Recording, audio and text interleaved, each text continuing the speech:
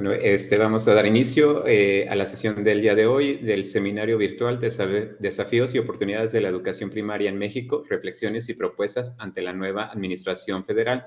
El tema en el cual nos estaremos centrando en esta sesión está titulada La nueva escuela mexicana, un proceso en coconstrucción. Y en este caso tenemos como invitada a la ponente la maestra Leticia Torres Soto. Bueno, antes de iniciar este tema con la maestra, es importante mencionar que el seminario busca promover un espacio de análisis entre diversos agentes educativos sobre los retos y las oportunidades que enfrenta la educación primaria en México, con el fin de informar el diseño y fortalecimiento de las políticas educativas. En la sesión de hoy abordaremos, al igual que en la sesión pasada, el tema de los recursos educativos desde la perspectiva de la gestión educativa estatal.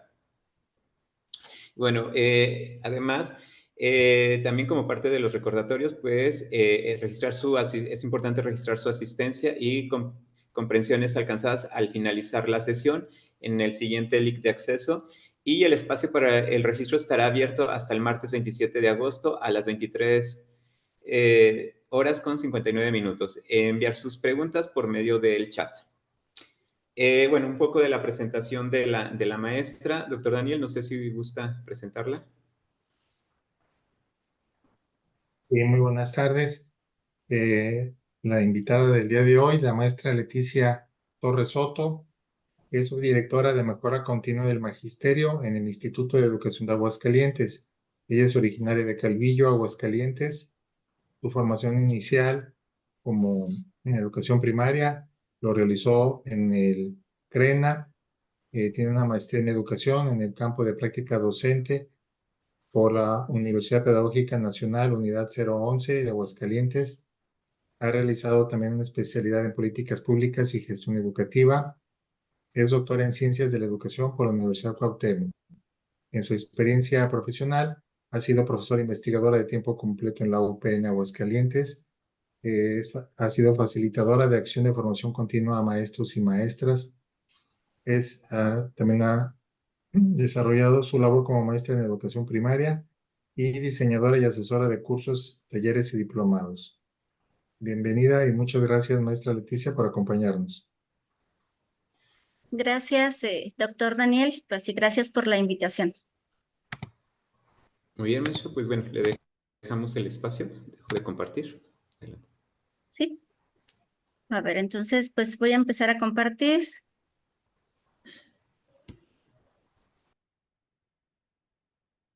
¿Ustedes van a compartir o yo lo comparto? ¿Ustedes me apoyan? Yo le voy dando, ok. Bueno, pues primero que nada, creo que este es un tema que a todos nos interesa, la cuestión de cómo en el nivel primaria se está desarrollando estos nuevos planteamientos en cuestiones curriculares, que finalmente para los maestros quizá digamos que es una modificación o un cambio más. Sin embargo, a diferencia de otros momentos, bueno, pues la educación, no solamente en primaria, sino en toda educación básica, desde nivel preescolar, primaria y secundaria, está sufriendo modificaciones importantes.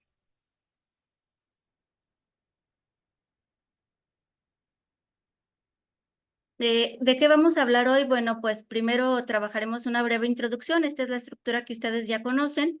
Una introducción y luego abordaremos las respuestas que desde esta Subdirección de Mejora Continua del Magisterio damos a estas preguntas que ustedes han venido pues contestando desde diferentes miradas. ¿Qué se ha hecho? ¿Qué conviene que continúe? ¿Qué convendría cambiar? ¿Qué se necesita investigar? Y bueno, algunas conclusiones muy provisionales porque, bueno, ya veremos en un recuento histórico de lo que ha sido esto que ahora llamamos la nueva escuela mexicana a través de los últimos años, cómo es que ha ido avanzando y bueno, pues los datos de contacto. Entonces, si empezamos con una introducción, de hecho ahí más bien les quiero comentar cómo la educación primaria en particular pues se ha ido modificando o ha tenido diferentes modelos curriculares, diferentes fundamentos y enfoques pedagógicos, didácticos, epistemológicos, desde su creación. La primaria, por su origen, ha sido la que se le ha llamado siempre la escuela. La escuela siempre ha sido la primaria. Cuando se genera la educación secundaria, pues era la secundaria. El preescolar, pues era el preescolar o el kinder o el jardín de niños, etcétera. Pero la escuela, por origen, ha sido la educación primaria. Entonces, bueno, pues se genera este espacio de educación obligatoria, de educación básica para todos y todas los niños. Y yo me quisiera, como una medida introductoria de por qué nos interesa este momento de la nueva Escuela Mexicana 2022, a partir de las diferentes reformas que ha vivido la educación primaria. Y no me quiero ir tan atrás, me quiero referir a las últimas 3 reformas educativas que hemos tenido en el nivel. En 1993 se hace una modificación pues, de todo el sistema educativo, cuando ya había habido un proceso de descentralización. En 1993 hay un proceso de cambio de todos los planteamientos curriculares, tanto del plan, de los programas, de los libros de texto, y tiene un enfoque cognitivo centrado en el aprendizaje de los estudiantes, y empezamos a encontrar planteamientos que seguramente ahorita con el nombre todavía escuchamos, pero que sin embargo la diferencia va a estar precisamente en este enfoque o en este énfasis, por ejemplo, en su enfoque cognitivo. Este plan y programas de 1993 sigue vigente por varios años. Se modifica hasta el 2011, con su etapa previa, el 2011, etapa piloto desde el 2008, que se fueron haciendo pruebas en diferentes grupos, y en 2011 el cambio de plan y programa se hace de manera como en partes, ¿no? Primero empiezan con unos grados, al siguiente año se le suman otros grados, y hasta que el tercer año, en el caso de primaria, se completan los 6 grados. El 2011 es cuando se empieza a hablar específicamente de la educación básica, y es cuando se plantean estos programas educativos en donde el enfoque fundamental es el que está orientado al desarrollo de competencias. Entonces, si en 2011 inicia, realmente se generaliza en primaria, pues 3 años después. Y hay un cambio de plan y programas en el 2017, a finales, en el último año del sexenio anterior. Y este se anuncia también que su implementación va a ser de manera progresiva.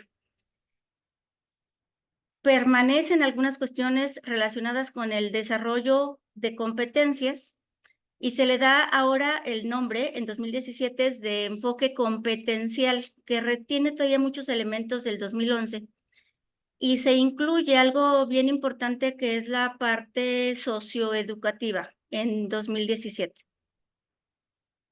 Al estar al final del sexenio, pues cambia la mirada de la política en este sexenio actual, y es que derivado de eso tenemos ahora en 2022 esta nueva escuela mexicana, que desde la perspectiva del fundamento ya no está enfocada solamente al desarrollo de competencias del sujeto. No solamente le interesa la parte del desarrollo cognitivo de los que aprenden, de los estudiantes, sino que enfatiza una parte que se ha llamado o que se les ha dado el título de sociocrítico. Entonces, digamos que eso es como una breve introducción. En este último modelo cambia la perspectiva del docente, cambia las características y el contenido, por ejemplo, de los libros de texto gratuito. Se modifica también los procesos de diseño curricular. Se modifican también algunos planteamientos relacionados con el papel de la comunidad o de lo que está alrededor de la escuela, que sería el colectivo escolar, ¿no? Que es diferente del colectivo docente. Entonces, en este marco de referencia, en 2022, digamos, a un poquito más de un poquito más de un año de que termine el actual sexenio, también de manera pública y de manera generalizada, se inicia con la implementación del Plan de Estudios 2022. Se tiene sus semejanzas desde el 2011 porque, reitero, no es exclusivo de primaria, sino que es desde los niveles de educación básica.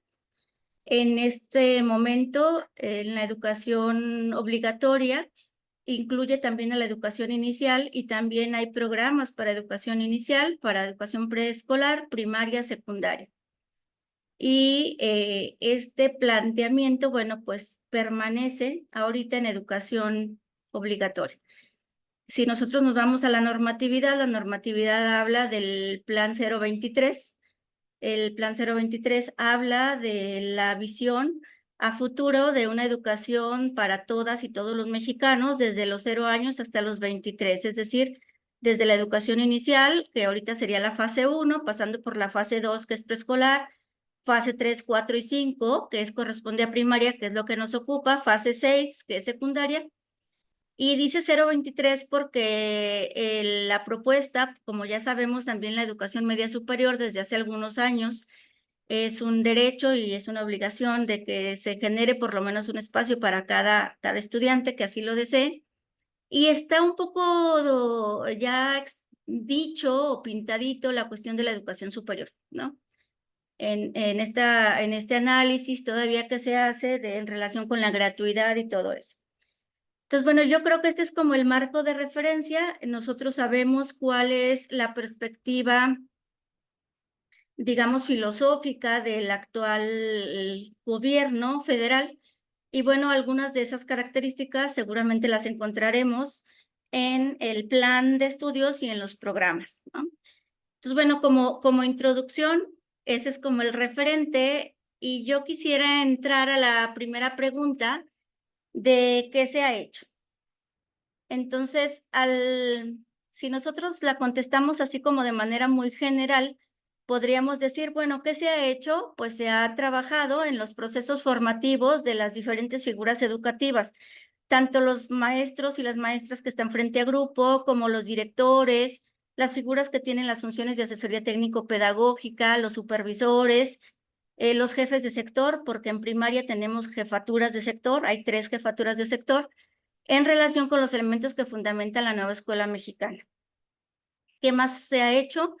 Pues un acompañamiento pedagógico por parte de figuras clave en esta propuesta curricular de la nueva escuela mexicana, que son los directores y los supervisores, en un proceso de acompañamiento pedagógico hacia los colectivos escolares.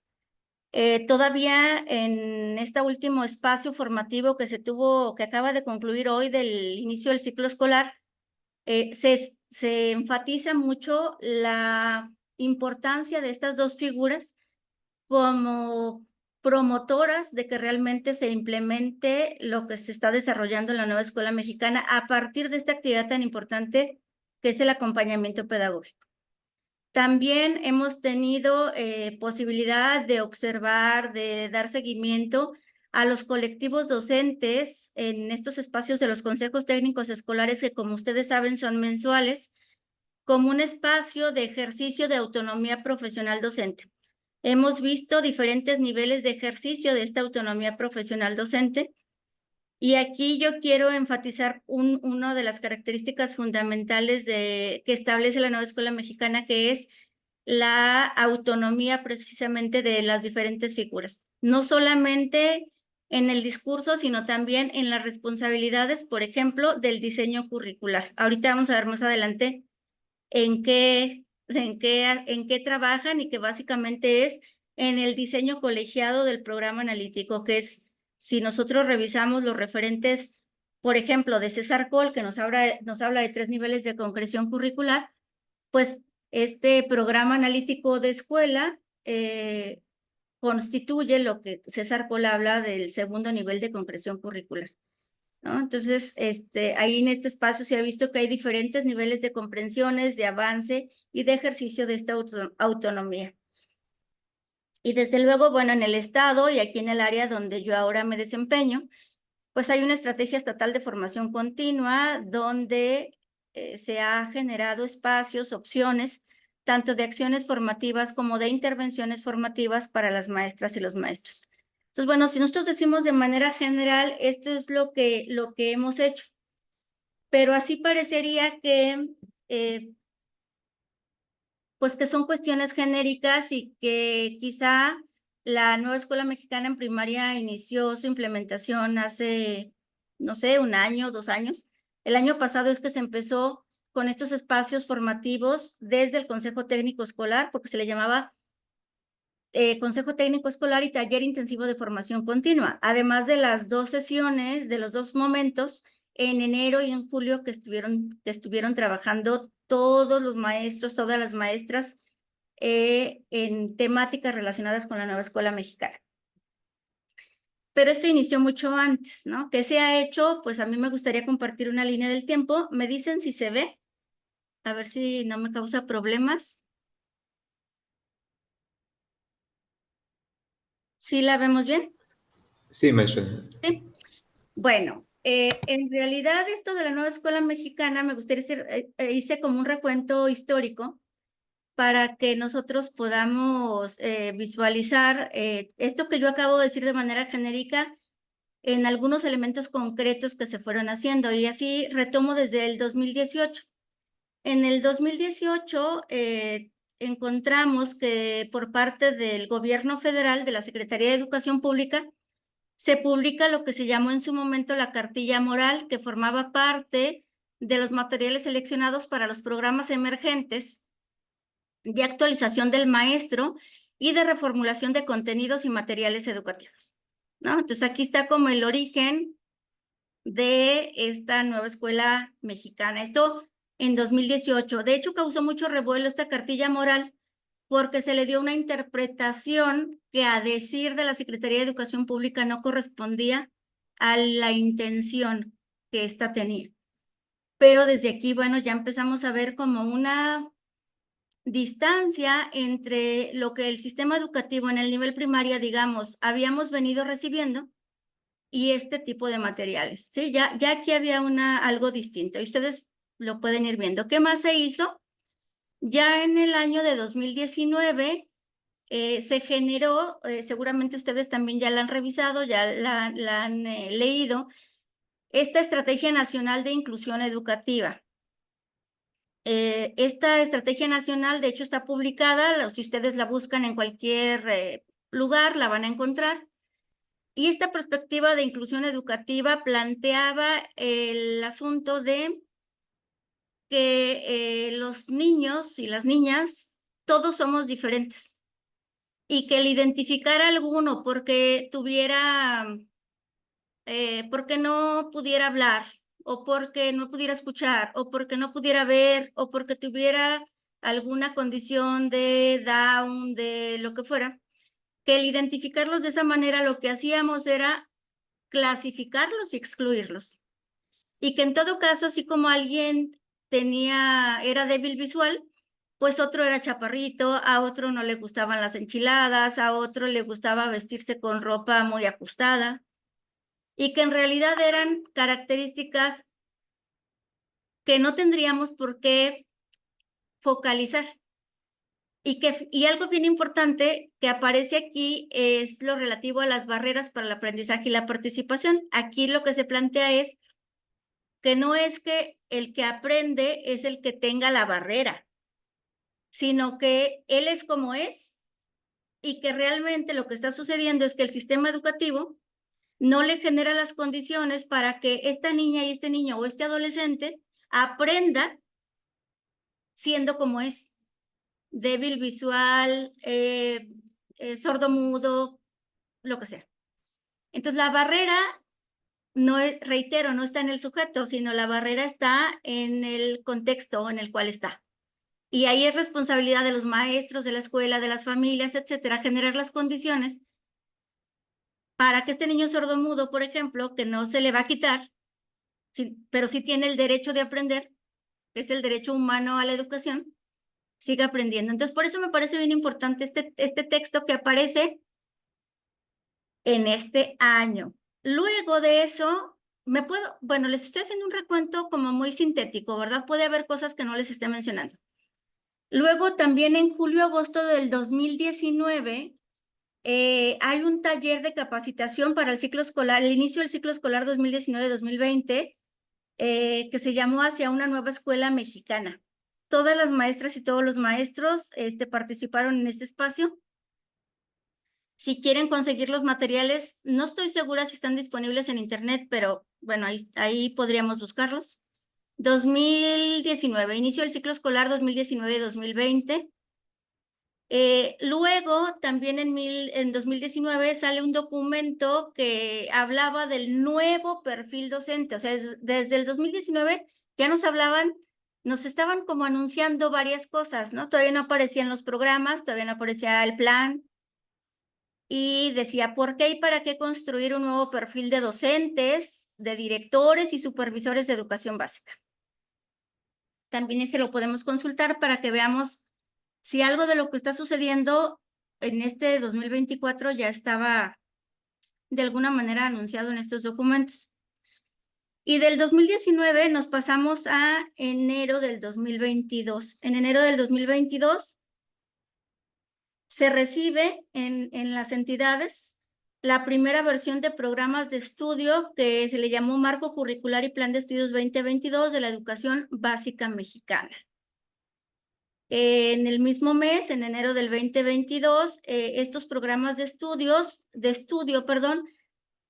identificamos que tenían ya ciertas características. Al igual que, como ya conocíamos, venían organizados en campus formativos, pero a diferencia de 2011 y 2017 no estaban desagregados en asignaturas, solamente venían los 4 campus formativos. En ellos venían diferentes elementos que eran los contenidos, diálogos, progresiones de aprendizaje, orientaciones didácticas y sugerencias de evaluación. Cabe hacer mención, y aquí lo pongo como una nota, que de esta versión del programa de inicios de 2022, algunos elementos fueron modificados y otros fueron eliminados. Por ejemplo, esto de diálogos que había como permeado de manera positiva en los maestros fue eliminado, lo de diálogos. Y, por ejemplo, progresiones de aprendizaje, ahora son los famosos PDA que ustedes conocen. Entonces, bueno, primera versión. Hubo un intento en este periodo de hacer una prueba piloto, la cual por diferentes razones no se llevó a cabo, se anunció, pero no se realizó como se había planeado. En octubre, noviembre de este mismo año, se empiezan a desarrollar desde el área de formación continua algunas propuestas formativas dirigidas a las maestras y a los maestros, sobre todo para que conocieran algunos aspectos básicos de la propuesta curricular del Plan de Estudios 2022. Se hizo énfasis, por lo menos aquí en Aguascalientes, en uno de los campos formativos de lo humano y lo comunitario, evaluación formativa, metodologías con un enfoque sociocrítico, etcétera. En enero del 2023 hay, como les decía, hay siempre como un taller aparte de los consejos técnicos en enero y hay otro en julio. El de enero del 2023 estaba relacionado con los nuevos planes y programas de estudio. La idea era hacer un análisis tanto del plan de estudios como de los programas sintéticos en su segunda versión. Y la idea en este enero del 2023 era que se hiciera un diseño colegiado de programa analítico. En ese momento, el programa analítico nos dijeron que podía ser por grado, por fase o por escuela. ¿Sí? Porque luego vamos a ver que ahora lo que nos piden es un programa analítico por escuela. La elaboración, que fue paulatina a partir de enero, ahorita vamos a ver cómo fue paulatina por campos formativos en el caso de primaria, y cómo al final nos piden una integración que constituiría el diseño del programa analítico por escuela. Y aquí es donde aparece una de las diferencias como más sustantivas. ¿Por qué? Porque se le asigna a los colectivos docentes esta pues actividad de diseño curricular, que es el segundo nivel de concreción que ellos denominan el programa analítico. Si ustedes quieren ver fundamentos de dónde viene esto del programa analítico, hay un texto de Ángel Díaz Barriga, muy viejito de verdad, donde él ya en esa época planteaba en estos términos, de hecho, de programa sintético y programa analítico. Entonces tiene como mucha influencia de este autor esta visión. Entonces aquí iniciamos. Aquí se les pidió que hicieran una primera versión de programa analítico completo. Evidentemente no se completó en muchos casos, en muchas escuelas.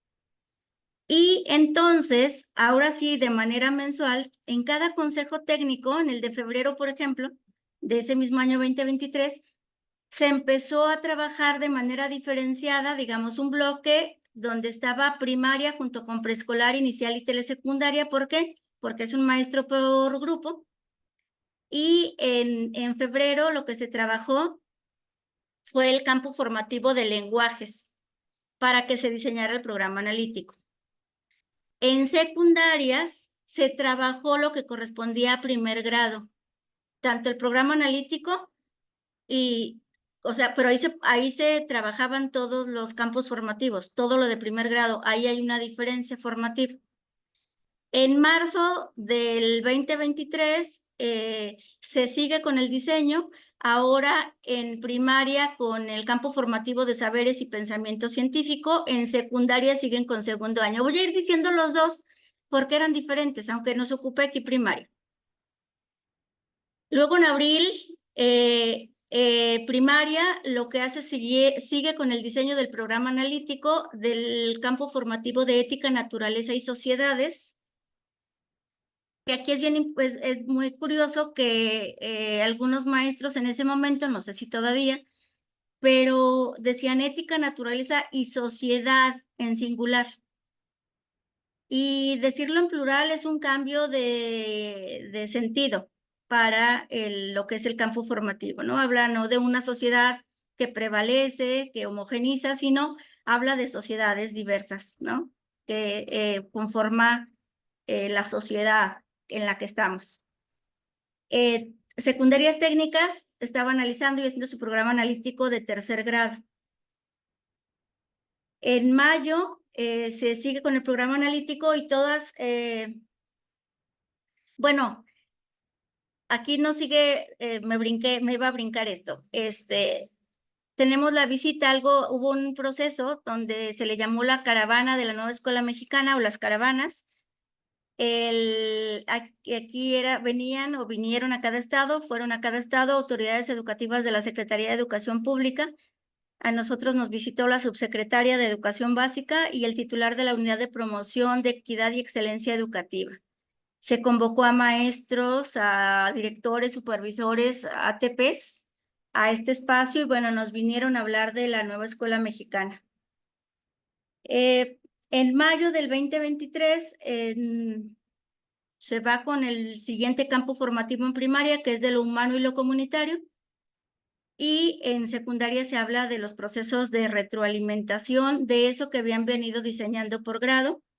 En junio, el Consejo Técnico en todos los niveles, en primaria, de lo que habla es de la evaluación formativa y los procesos de acreditación, aunque esto de la acreditación no sea claro en este momento. ¿Sí? Entonces, quedó ahí pendiente todavía. No se especificó tal como ahora ya lo conocemos. Y bueno, en julio, como les decía, cada julio hay un taller intensivo de formación continua y aquí se abordó como una especie de integración de todo lo que habíamos trabajado con los nuevos planes y programas de estudio, ver el avance que teníamos y los niveles de comprensión del plan de estudios, de los programas sintéticos por fase y del avance que se había tenido en el diseño de programas analíticos. Entonces, bueno, me quedé en la ruta histórica hasta allí porque luego ahorita que lo estaba revisando en la mañana pensé pues que igual pude haber puesto ya el inicio del ciclo escolar, bueno, lo que correspondería al inicio de este ciclo escolar, que hoy termina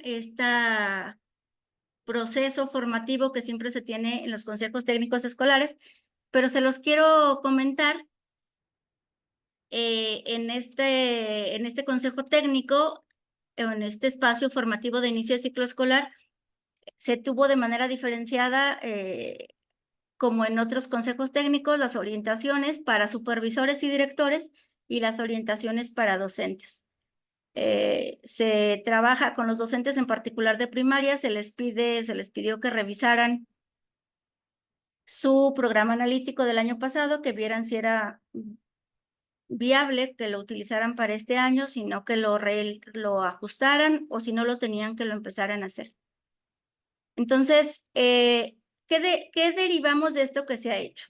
Que el proceso formativo en relación con plan y programas ha sido diferente. La idea es que los procesos formativos se den entre pares, se den entre iguales, y por eso es que se aprovecharon estos días que cada mes se tienen para que los colectivos docentes, de manera colegiada, estableciendo interacciones, análisis, discusiones, se fueran apropiando paulatinamente de los principios de la nueva escuela mexicana. Esto no en todos los casos ha sido lo que los maestros dicen requerir, y esto se ha venido, digamos, completando con la estrategia estatal de formación continua. Creemos que hasta el momento hay ciertos niveles de lo que hemos hecho, pues hay ciertos niveles de comprensión, ciertos colectivos que están avanzando en su integración como colectivo realmente de manera participativa, dialógica, etcétera. Hay otros que están en el proceso de descubrir las implicaciones que tiene esto, y como en cualquier proceso, pues de manera, digamos, sistemática, es un año el que se tiene con implementando este plan de estudios de manera ya en todos los grados, a diferencia de otros programas. Esta vez se inició con los 6 grados, de primero a sexto de primaria. ¿Qué se ha hecho en el caso de Aguascalientes? Nosotros no iniciamos el ciclo escolar pasado con libros de texto gratuito. Estos libros no se repartieron en Aguascalientes, al igual que en otras entidades, sino que se hizo unos meses después. Los maestros, yo creo que muchos de ellos se dieron cuenta de la posibilidad que tenían de trabajar sin que hubiese necesariamente un libro de texto. Cuando llegan los libros de texto son diferentes.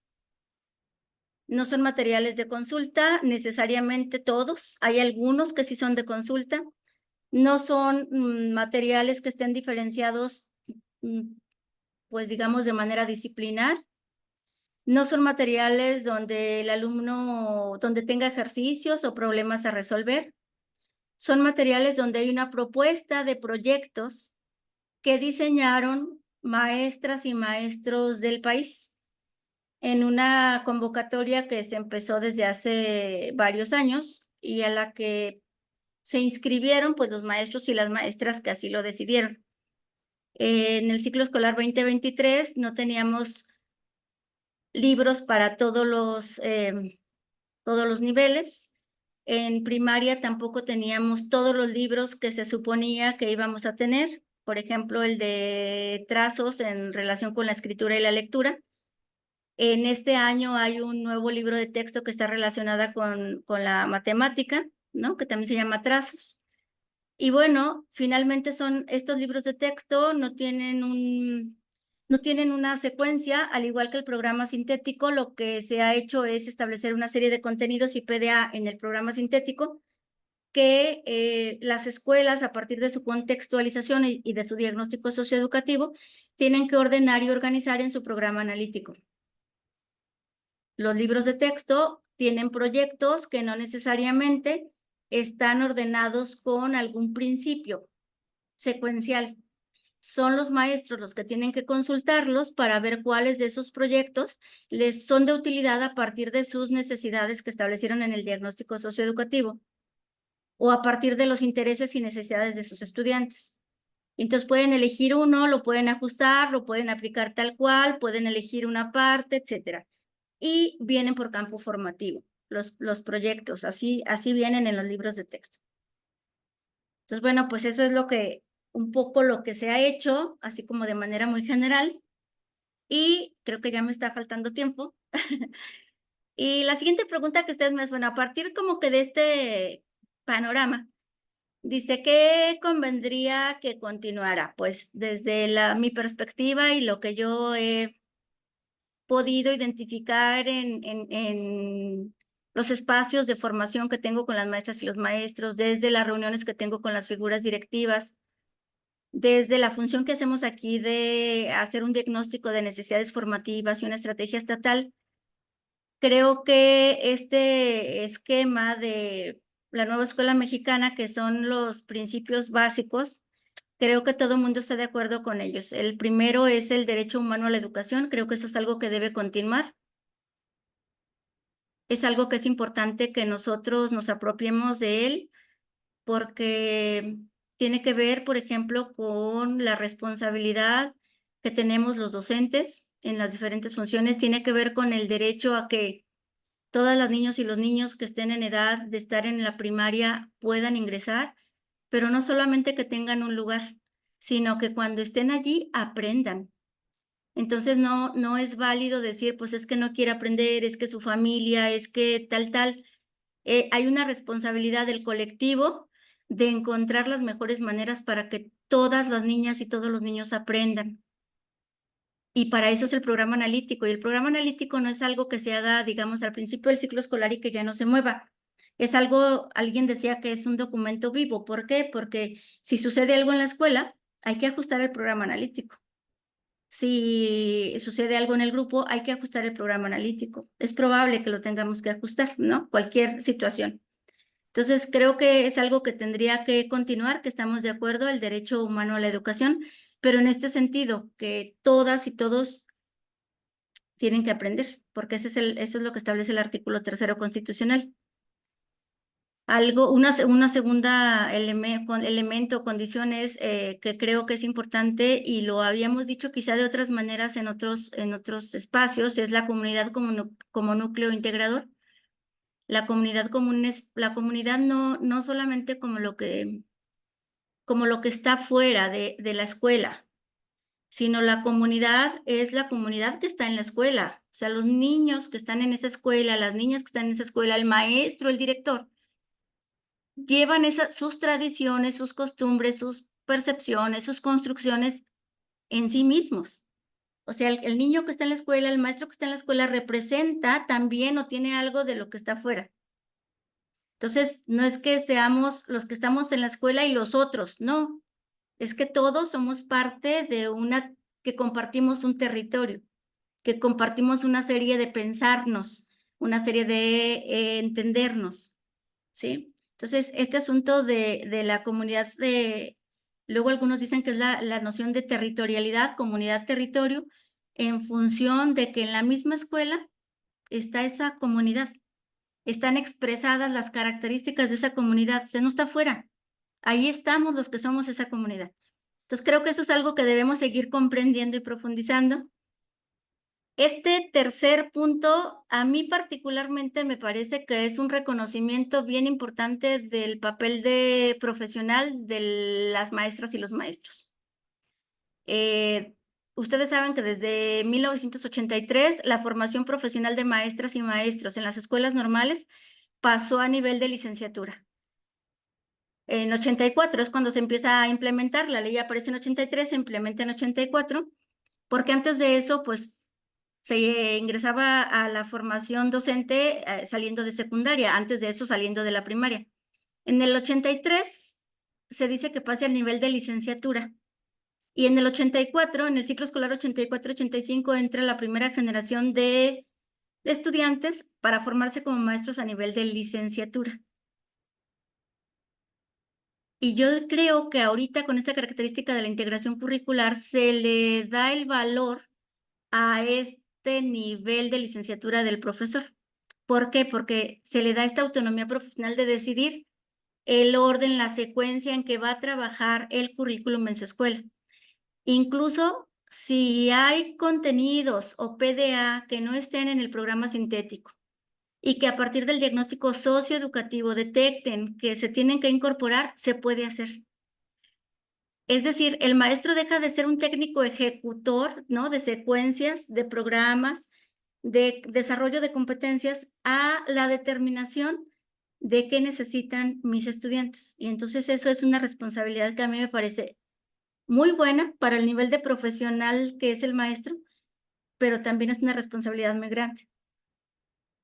Entonces, integración curricular, ¿por qué? Porque nosotros además podemos y debemos vincular, ya no está diseñado por asignatura, sino por campos formativos, y todavía nos dicen que nosotros podemos vincular campos formativos, y eso, digamos, de alguna manera es la integración curricular. Y bueno, el último, que un poquito ya empecé a hablar de él, es la autonomía profesional del magisterio con estos planteamientos que creo pues que son importantes. Entonces, ¿qué tendría que continuar? Pues yo planteo que de principio estos 4 elementos y digamos de manera más específica el propósito que nos plantea el plan de estudios en la página 82, este plan de estudios nos dice que el propósito del currículo de la nueva escuela mexicana es propiciar procesos formativos donde niñas, niños y adolescentes reflexionen, comprendan y den significado a los contenidos en el marco de las condiciones de su comunidad. Entonces, creo que aquí se visibilizan lo que también en el plan y programa dice que son las diferentes, él dice que son las diferentes temporalidades que coinciden en la escuela, ¿no? Y aquí en este punto es algo que ha despertado mucha discusión y que creo que todavía se debe seguir discutiendo, este asunto del valor de otras concepciones diferentes a las que nos ha construido el enfoque científico, ¿no? Las verdades validadas a partir del enfoque científico nos habla de lo valioso que pueden ser los conocimientos que ellos llaman ancestrales y habla también de la importancia de los conocimientos que se están generando a partir del uso de las tecnologías de la información y la comunicación, que no son necesariamente pues en un momento y en un espacio concreto, ¿no? Sino que tienen una condición diferente. Lo que dice es, pues en este espacio coinciden los tres. Creemos que los maestros les ha resultado, aunque es un reto, también que algo que pudiera seguir continuando es la vinculación comunidad-territorio en relación con la escuela, entendiendo que en la comunidad, como ahí yo anoto, pues es la escuela puede encontrar múltiples posibilidades para realizar estrategias que se generan desde la resolución de problemas de su territorio. Y aquí yo quiero hacer una acotación, en algún punto esto se ha entendido como que la escuela tendría que desde ella misma resolver los problemas. Y bueno, ahora las orientaciones en este espacio formativo del inicio del ciclo escolar hacen este como comentario de sí tenemos que partir de problemáticas, evidentemente, porque es un diagnóstico socioeducativo, no es un diagnóstico educativo solamente, pero de lo que se trata es de contribuir a la resolución y eso no necesariamente significa que lo resuelva. Yo puedo, a partir de mi diagnóstico, identificar que lo que necesitan mis estudiantes es identificar ciertos factores, comprender ciertas relaciones, analizar ciertos elementos, etcétera. Y eso de manera inmediata pues no resuelve el problema, pero sí contribuye para disminuirlo. Y bueno, porque entiende también la escuela como este espacio de formación democrática donde todos se organizan para expresar sus puntos de vista. Y eso creo que todos estamos de acuerdo, aunque en la práctica esto no resulte tan sencillo. Porque si todos podemos expresar nuestros puntos de vista, tendremos que generar habilidades y capacidades para el diálogo, para la escucha, para la argumentación, para la toma de decisiones, para la búsqueda de información pertinente, valiosa, etcétera.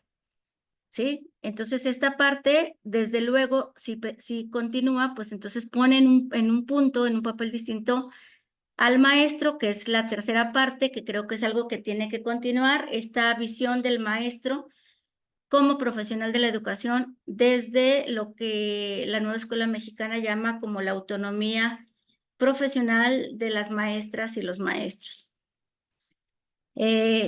Creo que la organización y el diseño curricular de atribuir ciertas responsabilidades a las escuelas, desde sus maestros y maestras, también podría continuar. Seguramente requiere mayores especificidades. Eso es algo que comentaré un poquito adelante. El diseño colegiado del programa analítico, que corresponde al segundo nivel de concreción curricular. ¿Por qué? Porque permite adecuar y adaptar lo que necesitan aprender nuestros estudiantes y no solamente aplicar un currículum que está diseñado para nivel nacional.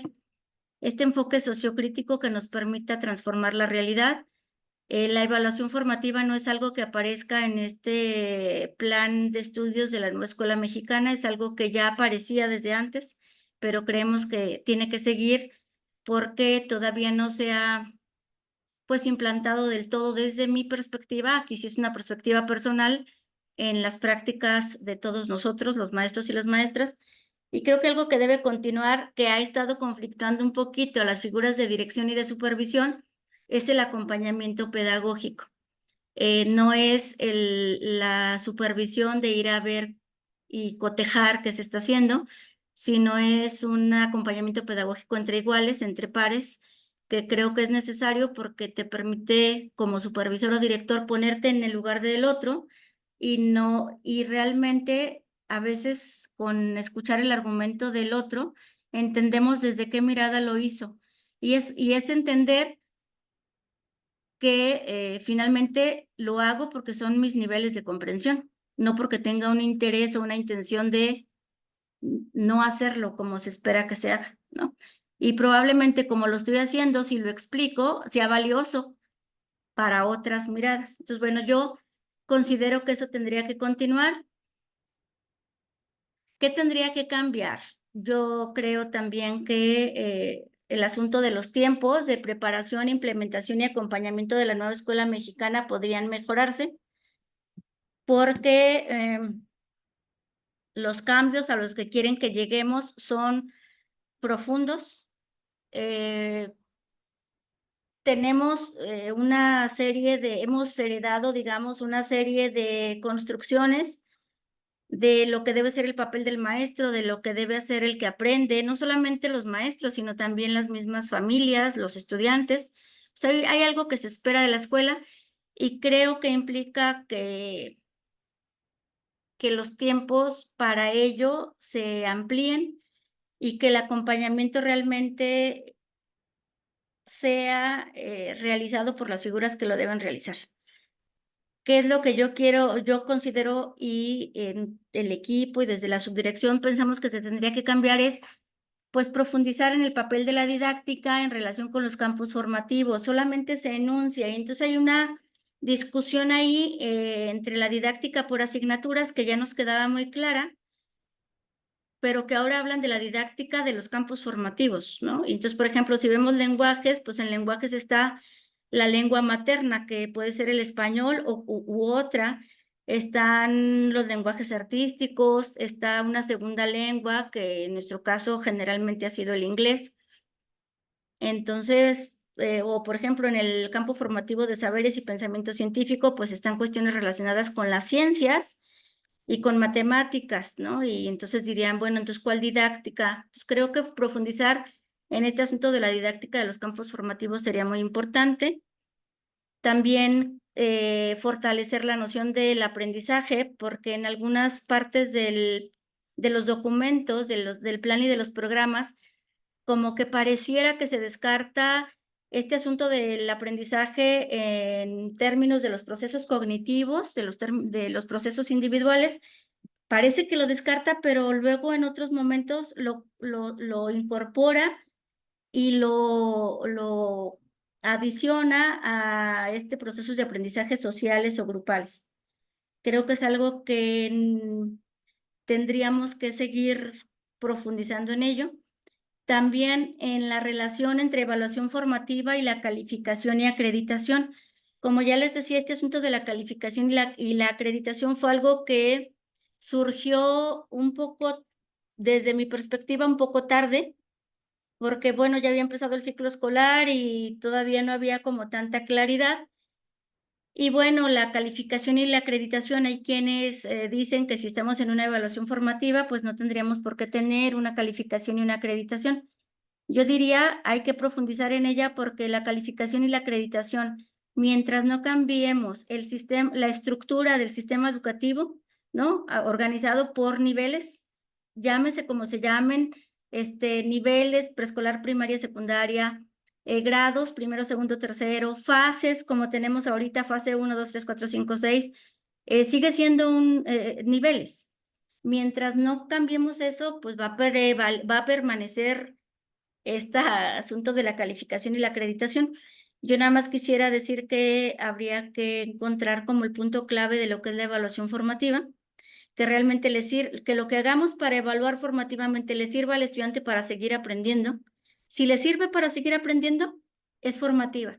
Si lo que yo hago como evaluación no le sirve al estudiante para seguir aprendiendo o al docente para tomar decisiones y mejorar su práctica, no es evaluación formativa, ¿sí?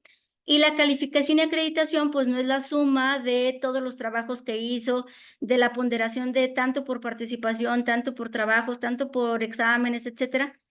No es eso. La calificación y acreditación ahorita se entiende como la comprensión entre docentes y estudiantes de todas esas evidencias de aprendizaje. Entonces es diferente, ¿no? Sumar y promediar que comprender lo que implica el proceso de aprendizaje. Entonces creo que hay que profundizar en eso. Eso creo que hay que, no sé si es cambiar o no, pero creemos que por ahí puede ser. Los libros de texto creo que deben avanzar un poco más a generar o a diseñar proyectos como se les ha pedido también a los maestros, que sean proyectos donde se pueda realmente generar espacios de integración de varios campos formativos.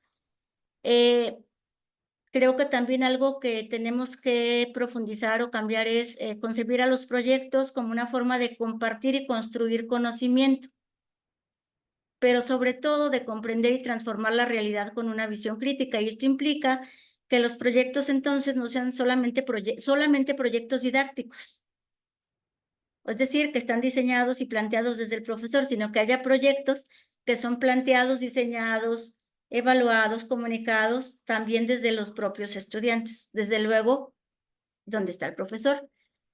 Y creo que también algo que tendría que cambiar es pues nuestra perspectiva de lo que es la formación docente, de tal manera que se disminuya esta incertidumbre que nosotros identificamos en algunos profesores, y esto y esto es una línea muy delgada, esto sin que se pierda la autonomía profesional de los maestros. Pero sí creo que hay que pensar una forma que mejore y que disminuya esta incertidumbre de los maestros y de los colectivos docentes. Y bueno, cuando me pongo a pensar qué se tendría que investigar, pues esa lista me salió más larga que las otras. Y creo que todavía podía haber más, seguramente ustedes piensan en más cosas. Yo pensé en estas que les voy a compartir y bueno, desde luego que estoy ahí sujeta a su valoración. Yo creo que es bien importante que haya una investigación sobre el papel de las figuras de supervisión y de dirección en los procesos de acompañamiento pedagógico y su influencia en la implementación de la nueva escuela mexicana, porque se está apostando a estas figuras, ¿no? Creo que también se tendría que investigar en relación con las construcciones curriculares y didácticas que están haciendo los docentes por este segundo y tercer nivel de concreción curricular en el que están involucrados. También investigaciones en relación con el ejercicio o los niveles de ejercicio de la autonomía profesional de las diferentes figuras, de los maestros frente a grupo, de los directores, supervisores, ATPs, etcétera. Creo que también se tendría que investigar cuáles son aquellos factores que posibilitan la implementación de la nueva escuela mexicana en las escuelas, ¿no? Así como llegar y ver cuáles son esos para tratar de recuperarlos en otros espacios. Otro tema que podría ser objeto de investigación es la congruencia de los fundamentos teóricos de la nueva escuela mexicana. Se ha dicho en diferentes publicaciones que hay una combinación ahí no del todo congruente de estos fundamentos. Creo que podríamos investigar esto. análisis y evaluación curricular de los diseños de los programas analíticos que se están diseñando por escuela, investigación en relación con la evaluación formativa en estos procesos de observación, reflexión, retroalimentación, que es lo que nos propone. También se podría investigar en relación con las comprensiones e interpretaciones que los sujetos que estamos dentro del sistema educativo estamos dando los fundamentos teóricos y prácticos de la nueva escuela mexicana.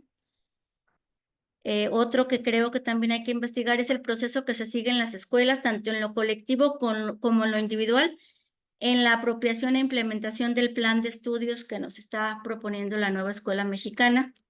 Les digo que ahí me dieron muchas ideas. Ya con esto voy a terminar. Investigar también la forma en la que el docente utiliza la evaluación formativa en el marco de los proyectos escolares. ¿Saben qué ha pasado? Que hemos visto la evaluación formativa por un lado y los proyectos por otro, o las metodologías con enfoque activas o sociocríticas por otro. Pero no ha habido un momento de, bueno, ¿cómo es la evaluación formativa en esta perspectiva de proyectos? También investigar en relación con la integración curricular, sobre todo lo que respecta a la manera en que los ejes articuladores conectan contenidos de diferentes disciplinas o campos formativos con la realidad de los estudiantes.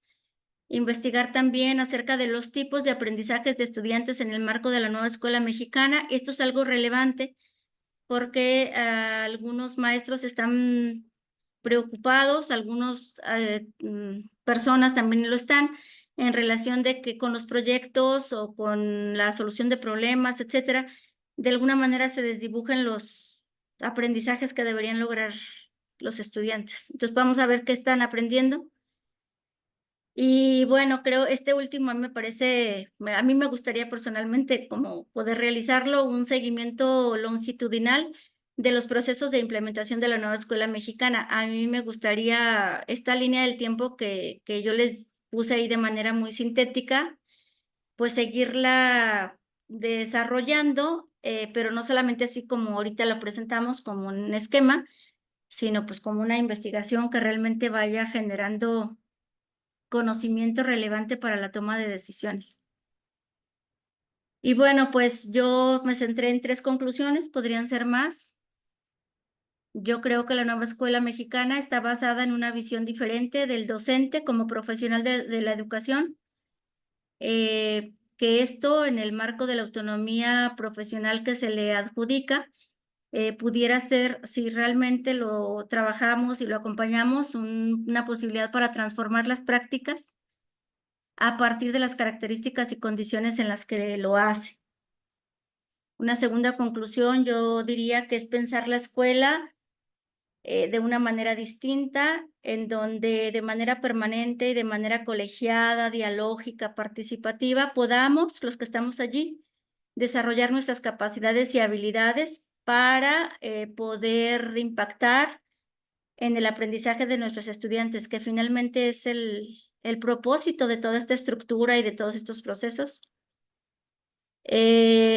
Yo creo que es importante la continuidad de lo que se implementó en el ciclo escolar 23-24 para que haya un proceso de generación y de apropiación en los colectivos docentes y que vayamos enfatizando estos procesos formativos.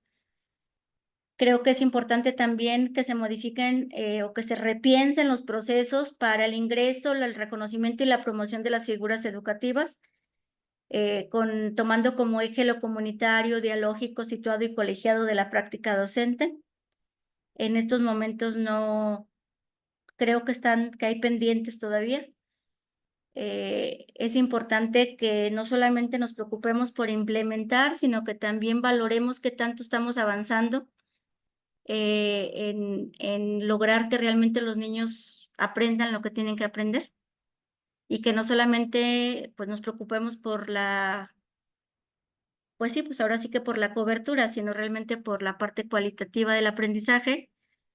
Y creo que debemos incluir a más actores en este asunto de la educación, no solamente los docentes y los directores, sino pues a toda la sociedad en general, comunicando y compartiendo lo que se está haciendo en las escuelas.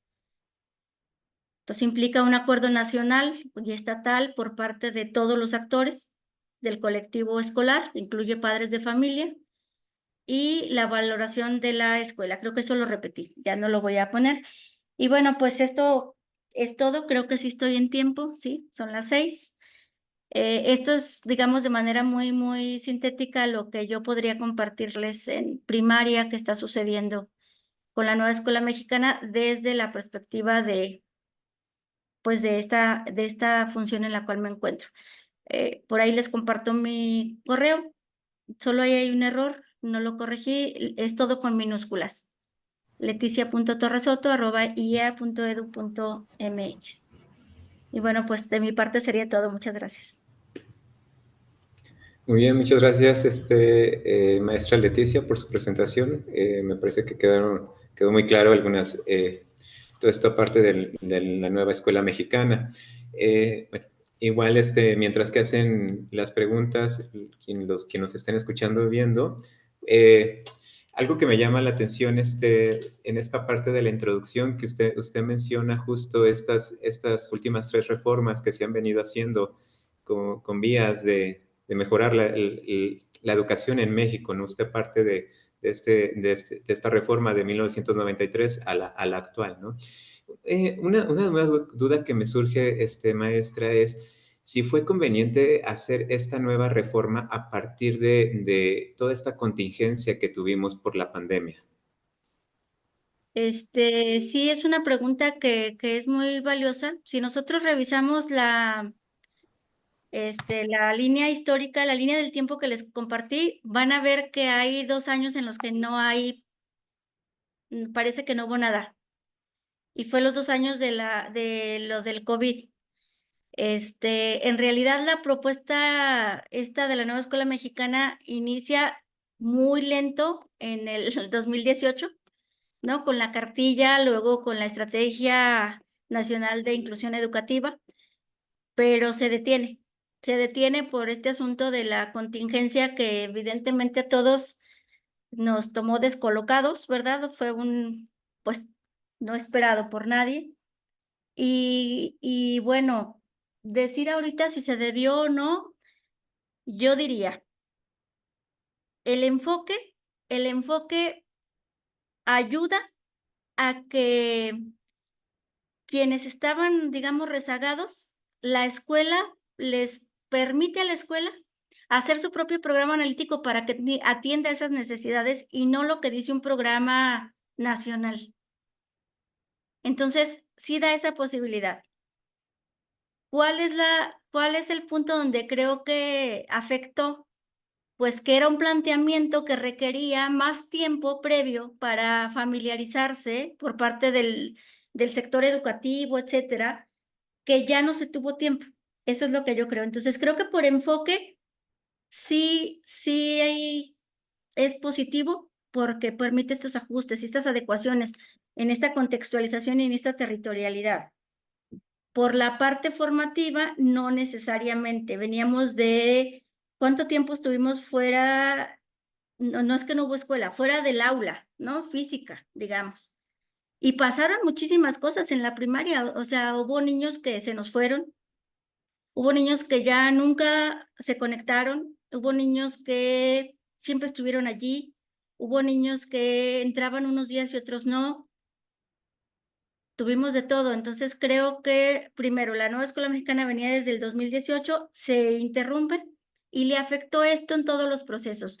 A eso le sumamos que esta idea que tenían de hacer una prueba piloto no se hizo. O sea, se seleccionaron las escuelas, eso es lo que nos llegó, pero luego ya no se hizo nada. De hecho, para implementarla en el ciclo escolar en que se inicia, la verdad es que yo reitero que se debió haber dado más tiempo, pero lo entiendo por la parte que quizá no tendría que ser lo más importante, pero así ha sido, que es la parte de los periodos gubernamentales federales. Entonces, creo que eso los llevó a que empezamos y empezamos y empezamos. Y creo que si nosotros fortaleciéramos más estos procesos de preparación formativos, creo que tenemos oportunidad de realmente lograr que se aprenda lo que se tiene que aprender. Eso es lo que es mi opinión. Yo les quiero decir que ahorita, por ejemplo, se está presentando, de hecho en estos momentos se está presentando una propuesta de evaluación diagnóstica formativa en el marco de la nueva escuela mexicana. Los invitaría a que lo revisen porque se supone que son instrumentos realmente, procedimientos que evalúan formativamente cómo se encuentran, dónde se encuentran los niños y las niñas desde tercero de preescolar hasta tercero de secundaria. Hasta el año pasado no había evaluación diagnóstica para tercero de preescolar ni para primero de primaria porque los niños no han adquirido la convencionalidad de la lectura y la escritura. Ahora hay un instrumento, hay que revisarlos, hay que ver si realmente van o por dónde va el planteamiento. Y bueno, se modifican los instrumentos para primaria de segundo a sexto que estaban el año pasado. Ahora se nos dice que están alineados a una evaluación formativa y los de secundaria. Entonces, bueno, si realmente vamos a entender que estamos situando nuestra intervención didáctica y pedagógica, tendríamos que atender a esos niños realmente en su nivel de aprendizaje. En 2022-2023 se hizo desde el Instituto de Educación una estrategia interinstitucional que se llamó Los sueños se construyen en el aula. Fue donde participó el instituto, desde aquí salió la estrategia, participó este nuevo espacio de, no tengo el nombre correcto, pero es algo relacionado con la familia, creo que es una secretaría, una instancia, el DIF, y diferentes personas y diferentes instancias, instituciones para recuperar, primero para que los niños regresaran al aula, porque muchos de ellos ya no habían regresado. Y segundo, para colaborar con los maestros para tratar de que los niños recuperaran un poco de lo que no habían aprendido. Entonces, bueno, están ahí como con los procesos y yo reitero, creo que sí los tiempos han sido muy apresurados para los profesores, para los colectivos docentes. Muy bien. Gracias, maestra Leticia. Bueno, también algunos de las personas que nos están viendo empiezan a hacer algunas preguntas. Doctor Daniel, no sé si gusta. Sí, Giancarlo comenta, muchas gracias, muy enriquecedora la práctica de la doctora. Mi pregunta sería en torno a esa nueva visión que la doctora señala desde la nueva escuela mexicana sobre los docentes. La pregunta es, ¿cómo definiría esa visión en sí? ¿Qué es lo que le diferenciaría de periodos anteriores con respecto a esta visión de de los docentes? Yo creo que aquí lo que se modifica, maestro, es la atribución que se le da al docente de poder definir su propio currículo para su escuela a través del diseño colegiado del programa analítico. Por eso hay un cambio, porque se le confía a los maestros la determinación de la organización, la secuencia, la profundidad con la que deben desarrollarse contenidos y PDA de las niñas y de los niños o de los adolescentes en función de su diagnóstico socioeducativo. Y eso que había estado limitado a los diseñadores curriculares que no eran maestros, ahora es un espacio donde el docente lo puede hacer. O sea, el docente toma decisiones de qué necesita aprender su estudiante y define este segundo nivel de concreción curricular, que no puede hacerlo solo, por eso es que se pide que lo haga a nivel de escuela. Entonces, ahí yo lo equiparo con otras profesiones donde usted va y hace una consulta y usted hace un diagnóstico y a partir de eso usted hace una propuesta arquitectónica, una propuesta médica, una propuesta psicológica, una propuesta pedagógica. Bueno, ahora se le da el papel profesional al docente de a partir del diagnóstico que hace de su grupo y de su escuela, haga una propuesta curricular de lo que tienen que aprender sus estudiantes o de lo que necesitan aprender sus estudiantes. Entonces creo que ahí está un primer elemento de profesionalidad docente. Ya no es que siga un programa, previamente definido, sino que en conjunto construyan su propio currículum de escuela. Claro que hay una orientación. No hemos salido todavía de ello porque no teníamos autonomía como el nivel de educación superior, que sí hay una autonomía total. En este caso hay ciertos elementos básicos que todo mexicano debe de aprender, pero sí se pueden adecuar, ¿no? Y ese papel profesional no lo habíamos tenido.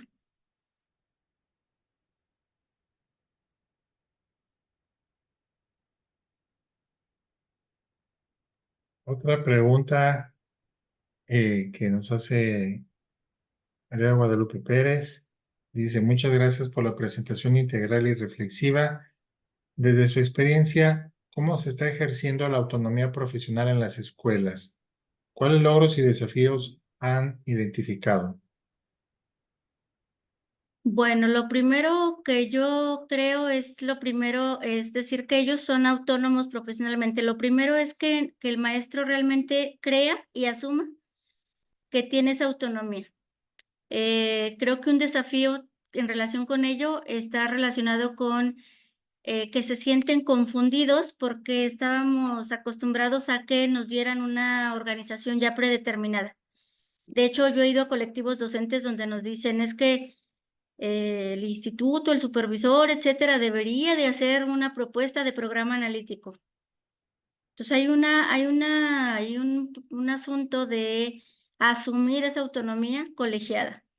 Creo que hay intentos de pensar la realidad educativa de una manera diferente, de pensar en que el colectivo puede hacer y diseñar propuestas a partir de un diagnóstico socioeducativo.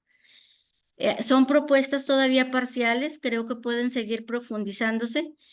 Hay avances en la percepción de que el colectivo docente puede ser un espacio o es el espacio fundamental para la formación docente, que es en el colectivo donde nos podemos formar.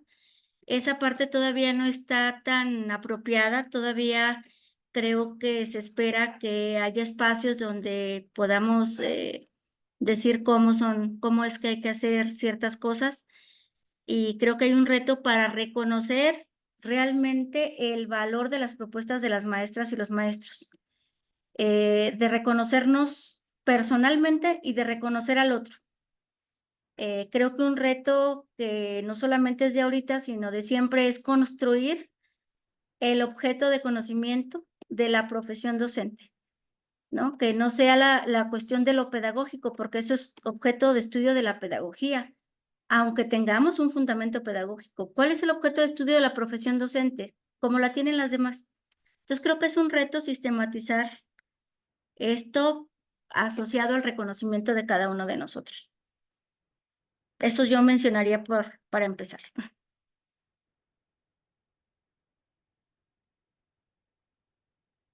Muchas gracias, doctora, por sus comentarios.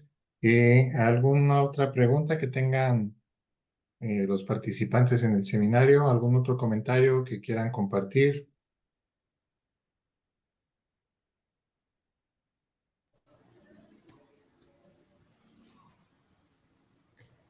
Bueno, mientras que se animan los que están conectados a hacer alguna pregunta. Doctora, usted mencionaba que se tiene este documento sobre estrategias nacionales de inclusión educativa en este recorrido histórico de cómo se fue construyendo toda esta nueva escuela mexicana.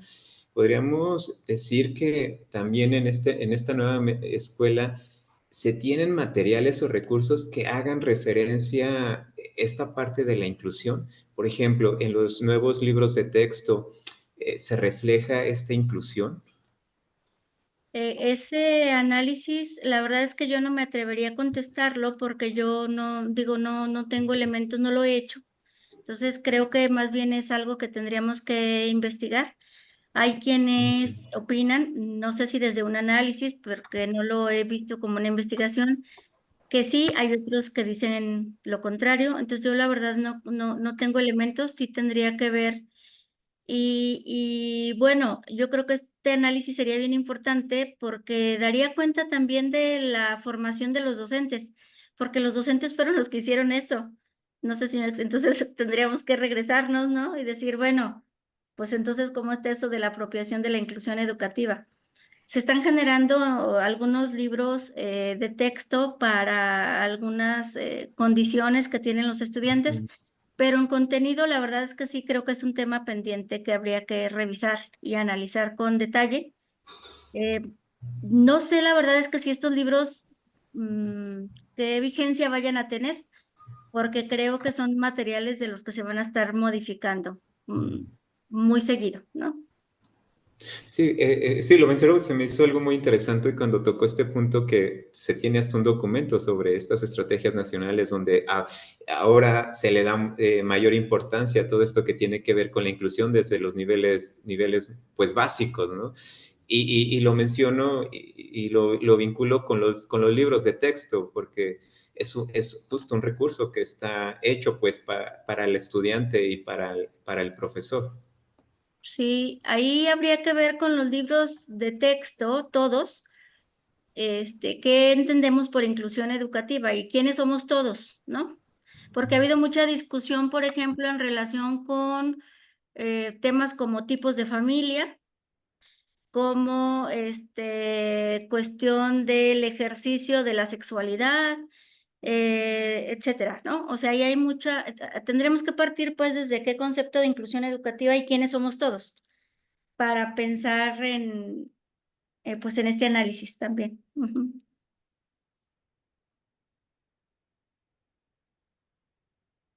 Eh, esta propuesta suena muy interesante en cuanto a esta oportunidad que tienen los profesores de decidir ciertos contenidos.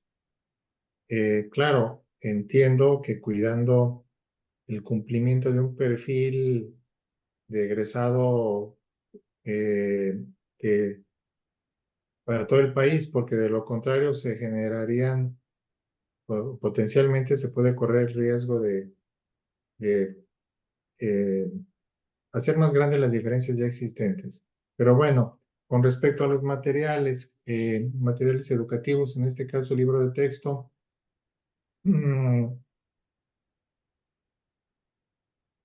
los profesores tienen la facultad, la oportunidad de generar sus propios materiales sin necesidad de utilizar los libros de texto de la Comisión Nacional del Libro de Texto Gratuito, o la libertad del profesor no abarca tanto. ¿Cómo es esta cuestión con los materiales? No ha habido un posicionamiento donde se diga que los tengo que usar o que no los tengo que usar, porque lo que tiene que usar es lo que necesiten sus estudiantes para aprender. Si para aprender requiere consultar otras fuentes, si requiere investigar otros espacios, eso es necesario que el docente lo haga. Y ahora los libros son más de consulta que de seguimiento, digamos, página por página, incluida la de los proyectos, porque como les decía antes, los proyectos son propuestas para que los maestros puedan trabajarlas en su aula si se adecúan a su diagnóstico socioeducativo. Y está el libro del docente, que ese pues es básicamente de consulta, o sea, sí lo tendría que consultar porque ahí vienen orientaciones. Entonces, como tal, no se ha, digamos, no hay algo como en otros momentos, no sé si a eso se refiere, doctor Daniel, en otros momentos, por ejemplo, el supervisor o el director llegaban y me decían, yo recuerdo hace muchos años en primaria y decía, a ver, préstame 2 libros de los niños, el libro de español y el libro de matemáticas, ¿no? De 2 niños. Y a ver, préstame tu lista y pues él me decía de qué niños, ¿no?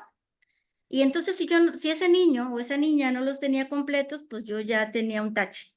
¿Por qué? Porque eran ejercicios que se seguían y que coincidían generalmente, no siempre, no en todos los programas, con lo que establecía el programa de estudios, ¿verdad?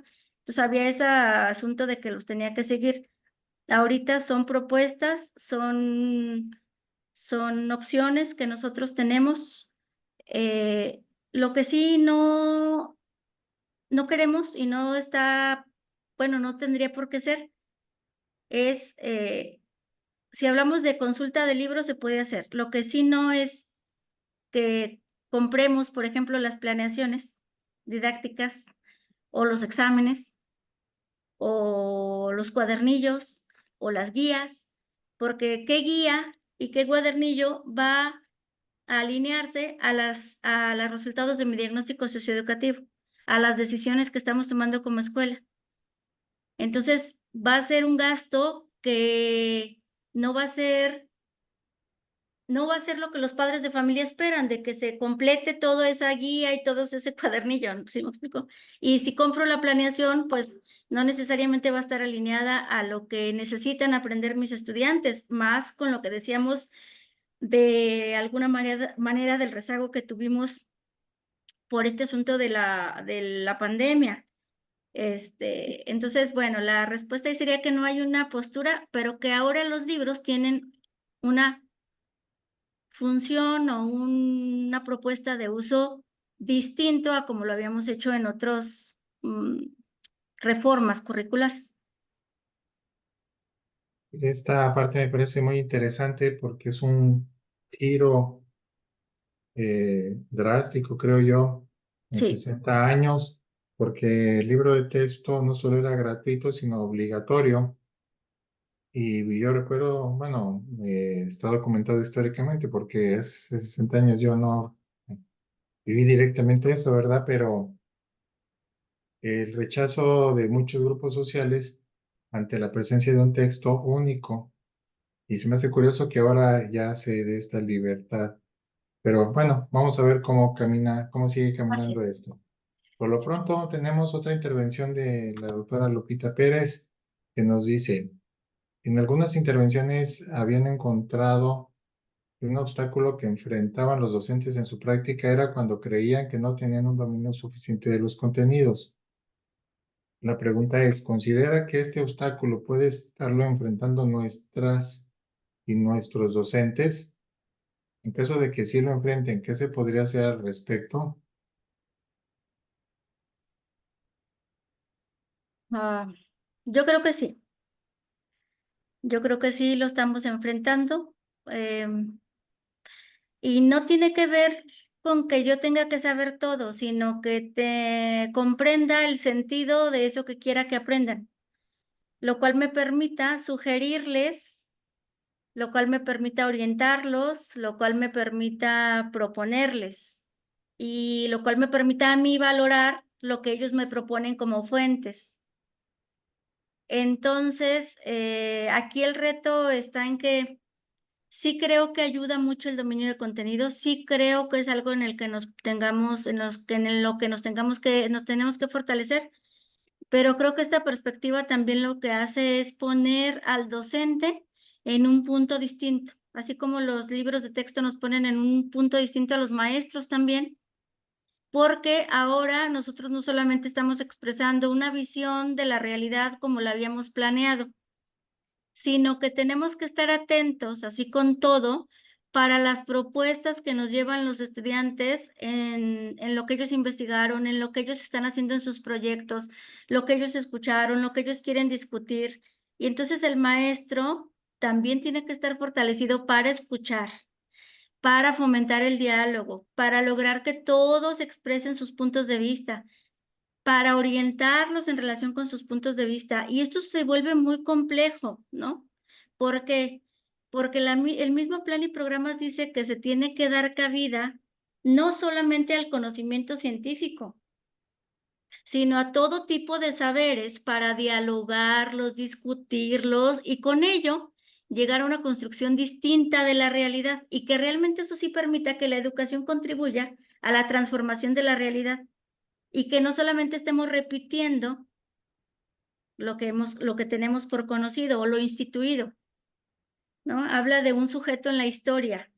Entonces, sí necesitamos dominio de contenidos, yo creo que sí, pero también necesitamos dominio de capacidades como el análisis, como la escucha, estos asuntos fundamentales, porque si no, entonces no vamos a desarrollar proyectos, no vamos a escuchar al otro, no vamos a hablar de una territorialidad, vamos a hablar de un espacio geográfico de algunos, donde no estamos todos, no vamos a hablar de inclusión educativa, etcétera, ¿no? ¿Y qué se puede hacer? Pues yo creo que aquí la apuesta es el trabajo colegiado. En los contenidos y los PDA hay una progresión. Entonces, a través de las fases y de los grados se va viendo la progresión del conocimiento. Y entonces creo que de manera colegiada, si nos ponemos a revisar esas progresiones de aprendizaje, podremos enriquecer la mirada que tengamos de esos contenidos y que no solamente sea lo que yo conozco, sino también lo que otros conocen, que son para empezar mis compañeros maestros. Yo creo que ese sería el punto y bueno, de despertar o seguir desarrollando nuestras capacidades de indagación, de investigación, porque sin eso es complicado que podamos seguir avanzando. Pero yo sí soy toda, no sé si, miren, aquí sí quiero ser muy honesta, esta es una opinión personal totalmente. No sé si hay otras opiniones diferentes, pero yo sí creo que lo tenemos que hacer.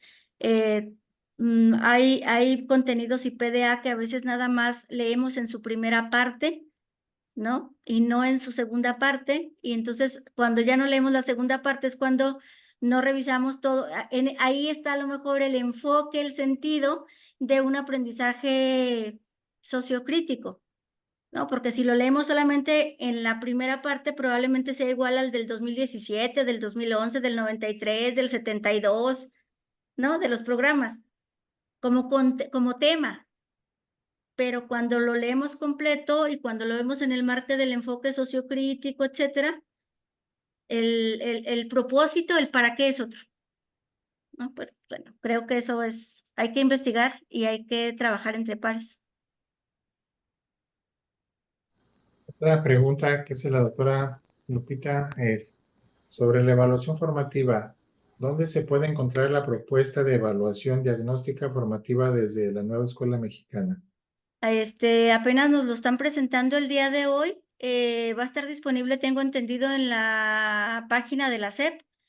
De hecho, acaban de terminar la presentación de los materiales. Va a estar disponible a partir del 26 del lunes, para cualquier maestro. Nosotros estamos, como área de formación continua, estamos ofertando un taller totalmente autogestivo para familiarizarse con estos procesos e instrumentos de la evaluación diagnóstica y pues yo le digo a la maestra Lupita, a la doctora Lupita, que me permita y en cuanto tenga la dirección, se la comparto a ella para que ya a partir del día 26 puedan ingresar y descargar los materiales que nos van a proponer para esta evaluación diagnóstica alineada a la nueva escuela mexicana. Muy bien, muchas gracias. No sé si alguno de los participantes quisiera hacer alguna otra pregunta, comentario. El doctor David. No, yo no tengo problema.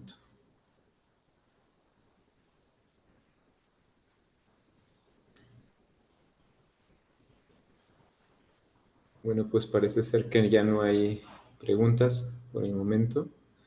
Entonces, bueno, agradecemos a la presentación de la doctora Leticia Torres. Creo que estas reflexiones es un punto de partida para hacer nuevas reflexiones, cuestionar nuevos puntos de este nuevo modelo.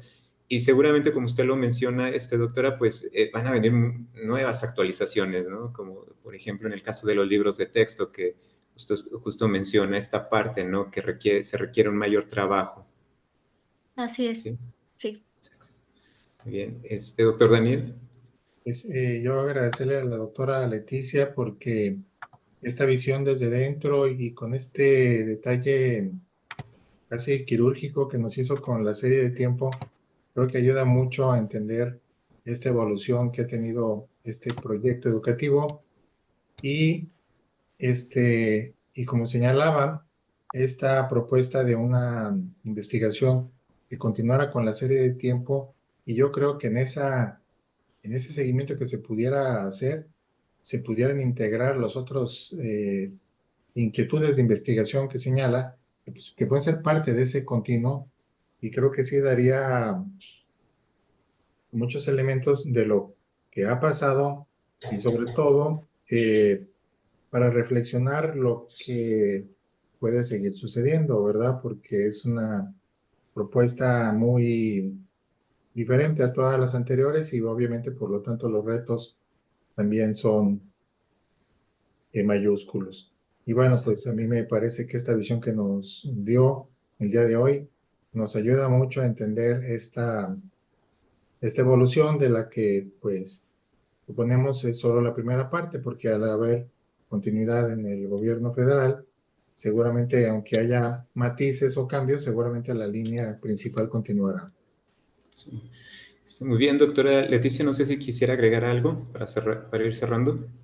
Pues yo nada más agradecer la invitación y de verdad espero que contribuya a este proceso en el que ustedes se encuentran y bueno, pues estamos a sus órdenes aquí en la subdirección en el Instituto de Educación de Aguascalientes para cualquier asunto, para el doctor David, el doctor Daniel, doctora Lupita y bueno, las personas que nos acompañan.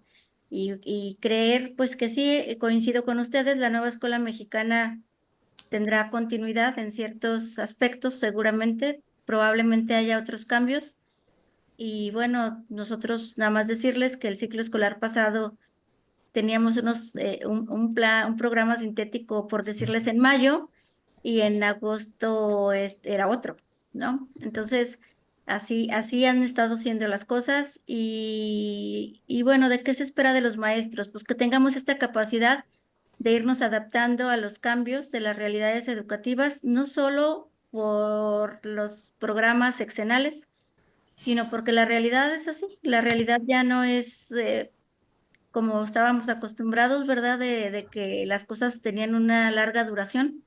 Ahorita se transforman rápidamente. Entonces, pues, que estamos en la educación y tenemos ese compromiso con quienes estamos trabajando para que realmente podamos transformar esta realidad. Muchas gracias. Muy bien, muchísimas gracias, doctora Leticia. Y bueno, para cerrar algunos recordatorios, la próxima sesión, viernes 30, será el viernes 30 de agosto de este año y bueno, la transmisión será por Zoom en vivo. El tema en el cual estará centrado esta sesión será los recursos educativos de la nueva escuela mexicana desde la perspectiva de la investigación educativa. En este caso, pues quienes presentan es el doctor Daniel Eudave Muñoz y bueno, un servidor. Se les pide, por favor, pues registrar su asistencia y comprensiones alcanzadas de esta sesión en el siguiente link. Y bueno, el espacio es un espacio abierto hasta el martes 27 de agosto a las 23 horas con 59 minutos. Y bueno, nuevamente agradecemos la presentación de la doctora Leticia y a las personas que asistieron el día de hoy. Gracias.